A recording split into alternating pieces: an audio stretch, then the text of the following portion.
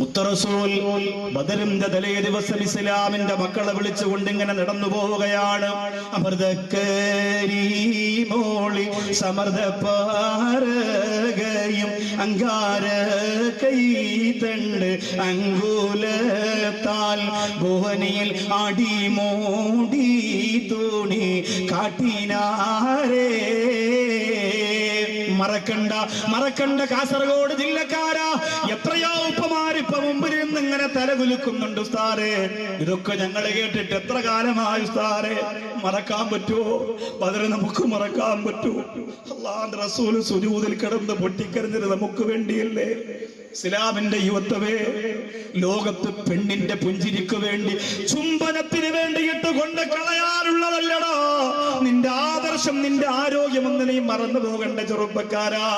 കള്ളു കുടിച്ച് തീരാനുള്ളതല്ല, പെണ്ണ് പിടിച്ച് തീരാനുള്ളതല്ല. സുജൂദിൽ കിടന്ന് ആരംഭ റസൂലൊക്കെ കരഞ്ഞത് നമുക്ക് വേണ്ടിയല്ലേ? എന്നിട്ട് വിളിച്ചുകൊണ്ട് പോവാണ്, കാണിച്ചു തരാമ്പാ. സഹാബികൾക്കറിയില്ല എന്തേ കാണിക്കാൻ പോകുന്നത്. അമൃതക്കരീമോളി സമർദ്ദപ്പാരകയും അങ്കാര കൈതണ്ട് അങ്കുലത്താൽ ഭുവനിയിൽ അടിമോടി തോണി കാട്ടിനാരേ. ആരംഭ റസൂലിന്റെ മനോഹരമായ കൈത്തണ്ട് ചൂട്ടിയിട്ട് മുത്തറസൂല് പറയുകയാണ്, ഇവിടെയാണ് ഉത്തുബത്ത് നാളെ പിടഞ്ഞു വീടുന്നത്, ഇവിടെയാണ് ശൈബത്ത് നാളെ പിടഞ്ഞു വീടുന്നത്. സഹാബികൾ പറഞ്ഞു, യാ ഹബീബല്ലാഹ്, നടക്കാൻ പോകുന്നേ ഉള്ളൂ, നാളെയാണ് യുദ്ധം.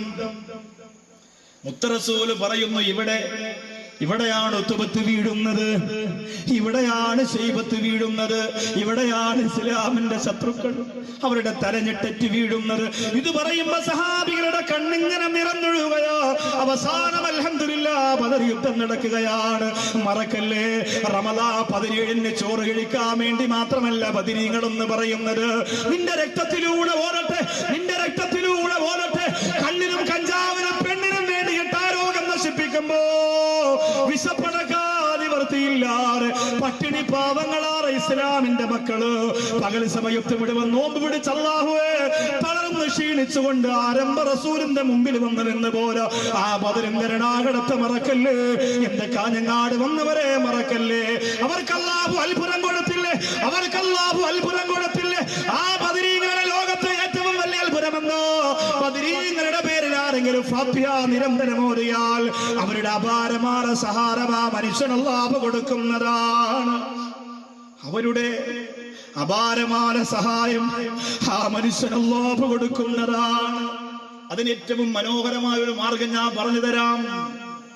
ബദർ തീർന്ന് ഉഹുദ് തുടങ്ങാൻ പോവാണ്. അവിടെയല്ലേ ഹംസ റളിയല്ലാഹു അൻഹു സമാപിക്കുന്നത് അവിടെയാണ്. അത് പറയാൻ കഴിയുമെന്നൊന്നും എനിക്ക് തോന്നുന്നില്ല. അത്രയ്ക്ക് ഇഷ്ടമാണ് ഹംസ റളിയല്ലാഹു അൻഹു, അത്രയ്ക്ക് സ്നേഹമാണ്. നമ്മൾ ഒരുപാട് സ്നേഹിക്കുന്നവരെ അവരുടെ വഫാത്ത് പറയാൻ ചിലപ്പോൾ നമുക്ക് കഴിഞ്ഞെന്ന് വരില്ല. മുത്തറസൂലിന്റെ വസിയത്തും വഫാത്തും നിങ്ങൾ കേട്ടില്ലേ? അതിൽ വഫാത്ത് വളരെ കുറച്ചേ ഉള്ളൂ, അങ്ങനെ പറയാൻ എന്നെ കൊണ്ട് കഴിയൂല. ഒരുപാട് ഉസ്താദുമാരെ വിളിച്ചു പറഞ്ഞു, മോൻ ഒന്നുകൂടിയിട്ട് ആ വഫാത്തിനെ ഒന്ന് ആദ്യം മുതൽ അവസാനം വരെ മാത്രം ഒരു കാസറ്റാക്കി പറയണം.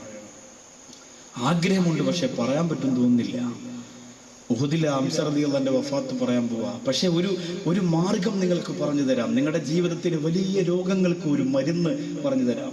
നിങ്ങളുടെ ജീവിതത്തിലെ വലിയ സങ്കടങ്ങൾക്ക് ഒരു വലിയ മരുന്ന് ഇൻഷാ അല്ലാഹ് പറഞ്ഞു തരാം. ഉഹുദ് യുദ്ധ ബദർ യുദ്ധത്തിന്റെ പരാജയം ശത്രുക്കളെ വല്ലാതെ ബേജാറിലാക്കി. സങ്കടം സഹിക്കാൻ വയ്യ. എത്ര ആളുകളാ പോയത്? എല്ലാവരും പോയി. ശത്രുക്കളുടെ തലതൊട്ടപ്പന്മാര് പലരും മറിഞ്ഞു വീണപ്പോ അബൂ സുഫിയാൻ മാത്രമായി തലകുനിച്ചു, സങ്കടത്തോടെ തിരിച്ചു വരികയാണ്. ഒരു രക്ഷയുമില്ലല്ലോ. ഇസ്ലാമിന്റെ കൊടിയങ്ങോട്ട് പാറിക്കളിച്ചപ്പോ ആകെ പ്രയാസവും നൊമ്പരവും വന്നു പോയി, സങ്കടം വന്നു. അടുത്ത യുദ്ധത്തിന്റെ സമയമായി. മുസ്ലിങ്ങളെ പൂർണ്ണമായി കൊന്നൊടുക്കണം. ശത്രുക്കൾ തന്നെ വീണ്ടും അതിനുവേണ്ടി രംഗത്ത് വന്നു. മഹാനായ മുത്തുറസൂൽ സല്ലല്ലാഹു അലൈഹി വസല്ലമ തങ്ങളെ ചെറുത്തു തോൽപ്പിക്കാൻ ശത്രുക്കൾ തീരുമാനിച്ചു. ഉഹുദ് യുദ്ധത്തിൽ ശത്രുക്കൾക്ക് 2 ലക്ഷ്യം. 2 ലക്ഷ്യമേ ഉള്ളൂ പ്രധാനപ്പെട്ടത്. ഒന്ന്, നബി സല്ലല്ലാഹു അലൈഹി വസല്ലമ തങ്ങളെ കൊന്നു കളയുക. 2, ഹംസ റളിയല്ലാഹു തആല അൻഹുവിനെ കൊല്ലുക. അപ്പോ ശത്രുക്കൾ പറഞ്ഞു നബി സല്ലല്ലാഹു അലൈഹി വസല്ലം തങ്ങളെ കൊല്ലാൻ അത്ര വലിയ ആലോചനയൊന്നും വേണ്ട, യുദ്ധത്തിനിടയിലൂടെ ഇരച്ചു കയറി ചെന്ന മുഹമ്മദിനെ കൊല്ലാം. പക്ഷെ ഹംസയെ കൊല്ലാനാണ് പാട്, വലിയ പ്രയാസമാണ്.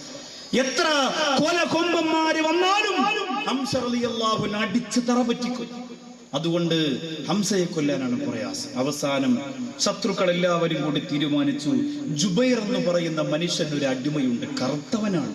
പക്ഷേ ആ അടിമയ്ക്ക് ഈ ചാട്ടുളി വീരനാണ്. ആ അടിമ വഹ്ശി എന്നാണ് പേര്. വഹ്ശി എന്നാണ് പേര്. ജുബൈറിന്റെ അടിമയാണ്. ആ അടിമയുടെ ഏറ്റവും വലിയ കഴിവ് ചാട്ടുളി പ്രയോഗമാണ്. കയ്യിൽ വെച്ചുകൊണ്ട് ചാട്ടുളി കൊണ്ട് വലിച്ചെറിഞ്ഞാൽ എത്ര ദൂരത്ത് ആര് നിന്നാലും ഉദ്ദേശിക്കുന്ന കറക്റ്റ് സ്ഥലത്ത് അത് ചെന്നു പതിക്കും. അത് വഹ്ശി എന്ന ജുബൈറിന്റെ അടിമയുടെ മാത്രം കഴിവാണ്. അതുകൊണ്ട് നിങ്ങൾ ചെന്നിട്ട് ആ വഹ്ശിയോട് സംസാരിച്ചാൽ ചിലപ്പോൾ നടക്കാൻ സാധ്യതയുണ്ട്. വഹ്ശിയോട് സംസാരിച്ചാൽ നടക്കാൻ സാധ്യത. വഹ്ശി അടിമയാണ്, വഹ്ശിക്ക് നല്ല കഴിവാണ്. അതുകൊണ്ട് ആ വഹ്ശിയെ ഏൽപ്പിക്കാൻ തീരുമാനിച്ചു. അങ്ങനെ വഹ്ശിയുടെ അരികിലേക്ക് ചെന്നു. വഹ്ശിയുടെ അരികിലേക്ക് ചെന്നപ്പോൾ വഹ്ശി ഒരു നിബന്ധന വെച്ചു.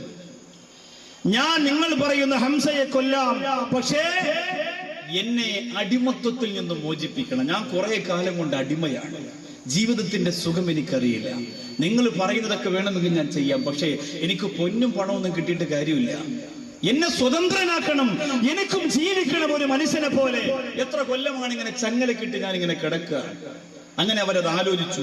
ഉത്തുമത്തിന്റെ മകൾ ഹിന്ദിന്റെ മുമ്പിലേക്ക് ചെന്നു. ഹിന്ദെന്ന് പറഞ്ഞാൽ പ്രതികാരദാഹിയായി ഉറഞ്ഞു തുള്ളിക്കൊണ്ടിരിക്കുകയാ.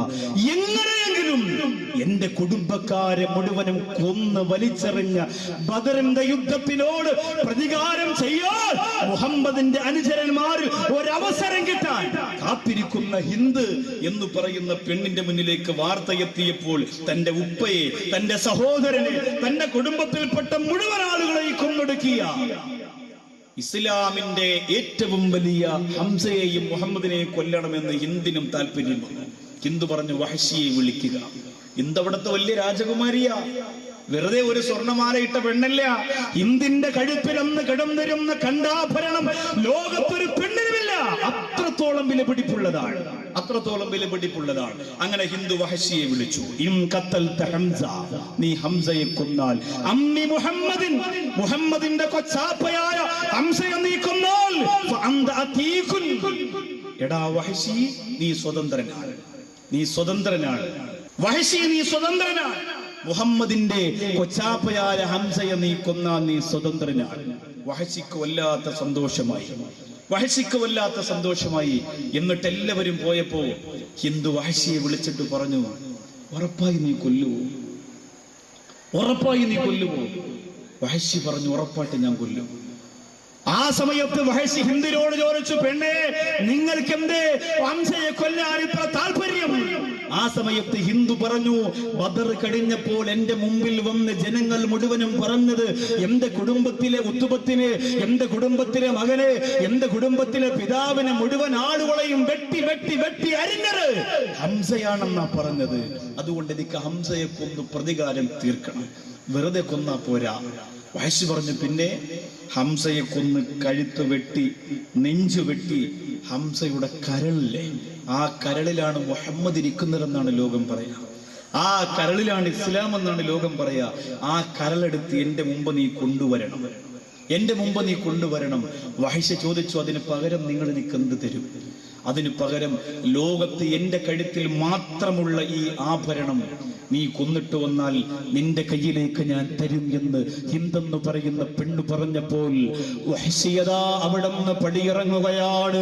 ഹിന്ദിന്റെ മുഖത്ത് നോക്കിയിട്ട് പറയുകയാണ്, വഹ്ശി അടിമയാണെങ്കിലും ഒരു ആൺകുട്ടിയാ, വീറുള്ളവനാ, വാശിയുള്ളവനാ, ചങ്കൂറ്റമുള്ളവനാ, തന്റെ ഇടമുള്ളവനാ, വാക്കുപാലിക്കുന്നവനാ. അതുകൊണ്ട് ഞാനിപ്പോ പോവുകയാണ്. ഇനി മടങ്ങി വരുന്നത് എന്റെ വലത്തെ കൈവെള്ളയിൽ ഹംസ എന്ന് പറയുന്ന വില്ലോളി വീരന്റെ വിജയീശുവിന്റെ കരളം കൊണ്ടല്ലാതെ മടങ്ങി വരൂല എന്ന് പറഞ്ഞിട്ടാണ് വഹ്ശി അവിടുന്ന് പടിയിറങ്ങി പോകുന്നത്. ഉഹുദ് യുദ്ധത്തിന്റെ സമയമായി, ഉഹുദ് യുദ്ധത്തിന്റെ സമയമായി. വല്ലാത്ത ചരിത്രമാണ് ഉഹദ്. പറഞ്ഞു തീർക്കാൻ ഒരിക്കലും കഴിയൂല. മക്കത്തും മദീനത്തൊക്കെ പോകുമ്പോ പെങ്ങളെ നിങ്ങളെ കൊണ്ടുപോകുന്ന അമീറുമാര് കാണിച്ചു തരുമല്ലോ, ഇതാണ് സഹാബികളെ മുത്ത് റസൂൽ പിടിച്ചു നിർത്തിയിരുന്ന പർവ്വതം, അതാണ് ഉഹുദ് മല. അല്ലാഹുവേ, ആ ഉഹുദിന്റെ ഒരു ഭാഗത്തെ മലയുടെ മുകളിൽ ആരംഭ റസൂൽ കുറച്ച് സഹാബികളെ പിടിച്ചു നിർത്തിയിട്ട് പറഞ്ഞു, ഞാൻ പറയാതെ ഇറങ്ങി വരരുത്, നിങ്ങൾ ഇവിടെ തന്നെ നിൽക്കുക. യുദ്ധം കൊടുമ്പിരി കൊള്ളുകയാ. ഹംസ റളിയല്ലാഹു അൻഹു എവിടെയെന്നറിയുമോ? സുബ്ഹാനല്ലാഹ്, മനോഹരമായ കിരീടം തലയിൽ വെച്ചിരിക്കുകയാണ്. അറിയുന്നില്ല തന്റെ ജീവിതത്തിലെ അവസാനത്തെ യുദ്ധമാണെന്ന് അറിയുന്നില്ല.